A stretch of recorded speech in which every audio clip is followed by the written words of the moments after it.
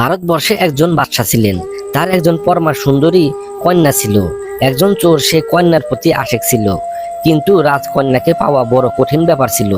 ঘটনাক্রমে একদিন সে চুরি করার উদ্দেশ্যে বাদশার খাস মহলে প্রবেশ করলো। তখন বাদশাহ ও বেগম তাদের একমাত্র কন্যার বিবাহের ব্যাপারে আলাপ আলোচনা করছিলেন। বাদশাহ বললেন, আমাদের কন্যাকে বিবাহ দেব একজন আল্লাহওয়ালা পরহেজগার লোকের সাথে।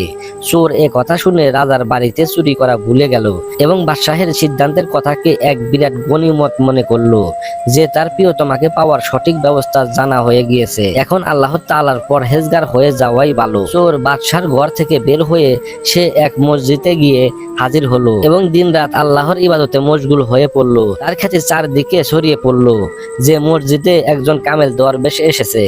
এদিকে বাদশাহ তার কন্যার বিবাহের পাত্র খোঁজার জন্য বিভিন্ন জায়গায় লোক প্রেরণ করলেন।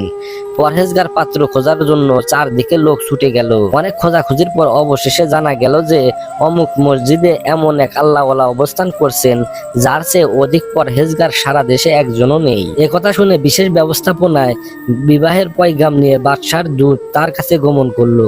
কিন্তু চোরের মন ততদিনে পরিবর্তন হয়ে গিয়েছিল। আল্লাহর ইবাদতের শান্তিতে তার অন্তর এত অধিক ভরপুর হয়ে গিয়েছিল যে রাজকন্যা এবং 7 রাজার ধন সম্পদ তার কাছে তুচ্ছ মনে হলো।